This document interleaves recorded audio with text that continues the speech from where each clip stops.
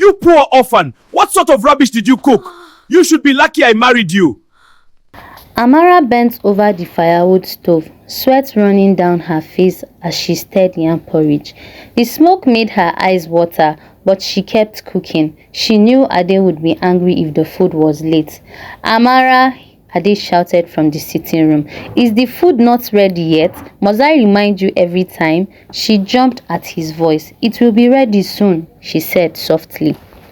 Ade walked into the kitchen. He was tall and strong, and his presence filled the small room. He looked at her with cold eyes. You should be thankful I married you. An orphan like you would be begging on the streets if not for me. Amara lowered her head. His words cut her deeply, but she stayed silent. Chioma was Ade's younger sister, and she came inside with a smile. Brother, you spoil her too much. If she had family, they would have taught her how to serve properly. Ade laughed. True. She's lucky to have me. They both laughed, leaving Amara alone with her pain. As she stirred the pot slowly, her mind was drifting. Is this my life? Is this all I will ever be? A servant in my own home? Later, when the food was served, Ade ate noisily, not even looking at her. Chioma pushed her plate away. Too much salt, she said. You can't even cook well. What kind of wife are you?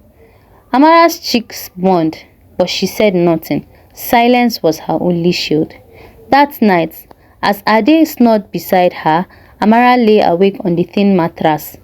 Tears rolled down her face as she whispered into the dark, one day, I will be free. The afternoon sun was hot. Amara sat on a wooden stool outside the kitchen, peeling cassava. Her mind wandered between her sad childhood and her life now. A familiar voice called out, Amara. She looked up and saw Ngozi, her childhood friend, walking quickly towards her. Ngozi's presence was like light. Her laughter, her energy, and her warmth. Amara smiled, the first real smile she had shown all day. Ngozi dropped her bag and hugged her. My dear, you look tired. What has Ade done this time? Amara shook her head. It's nothing. Ngozi frowned. Don't lie to me. I can see it in your face. He treats you like a servant, Abi. Amara sighed. Ngozi, you know I have no family. Where would I go even if I left? He reminds me every day that I am an orphan, that I should be grateful he married me. Ngozi's eyes softened, but her voice was strong. Grateful? For what? For pain? For shame? Amara, you cannot live like this forever, oh. Amara's hands shook as she peeled the cassava. What choice do I have, Ngozi? Ngozi leaned closer. Then make your own choice. Learn a skill. Sewing, baking, anything. One day you'll need it. You cannot depend on Ade forever. Amara looked at her friend, her heart heavy. Ade will never allow it though. He wants me here, cooking, cleaning, and serving him. He would laugh if I told him I wanted to learn something. Ngozi's eyes burned with determination. Then do it quietly. You don't need his permission. Your hands can build your freedom. The word struck Amara like a spark. Could it be possible? Could she, an orphan with no family, build a life of her own? That evening, as Ade and Chioma mocked her cooking again, Amara's thoughts returned to Ngozi's words. Learn a skill. Build your own wings. That night, lying on her thin mattress, Amara whispered into the darkness, maybe, just maybe I can. The evening was quiet, but Amara's heart was heavy. Ade had told her earlier that he was bringing friends home. She knew what that meant. She stood in the kitchen, stirring stew, and her hands were shaking. The smell of pepper filled the air, but she could not taste or enjoy it. Her stomach was tight with fear. Amara, Ade's voice rang out from the sitting room. Are you done? My guest is waiting. She carried the tray into the living room. Her hands fell on a young woman sitting close to Ade, laughing loudly, her hands resting on his knee. Ade looked at Amara with a smile. Serve her, he said. Amara bent low, placing the food before them. The woman looked her up and down and laughed. So this is your wife? She looks more like your maid. Ade chuckled.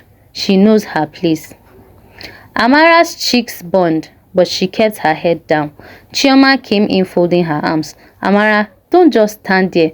Go and bring water for them. Or do you expect my brother's guest to serve herself?" Amara turned to obey, her steps heavy. Inside her heart screamed, "Why must I endure this? Why must I cook for the woman he brings home?"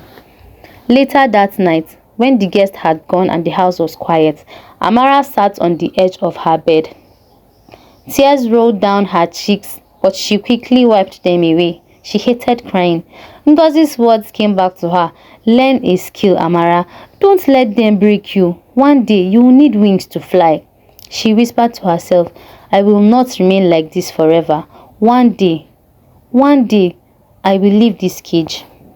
The next morning, Amara was sweeping the compound when Chioma's sharp voice cut through the air. "Amara, you are too slow. If you had family, they would have taught you how to walk properly." Amara kept sweeping, her face calm, though her heart was heavy. Chioma walked closer, her eyes full of scorn.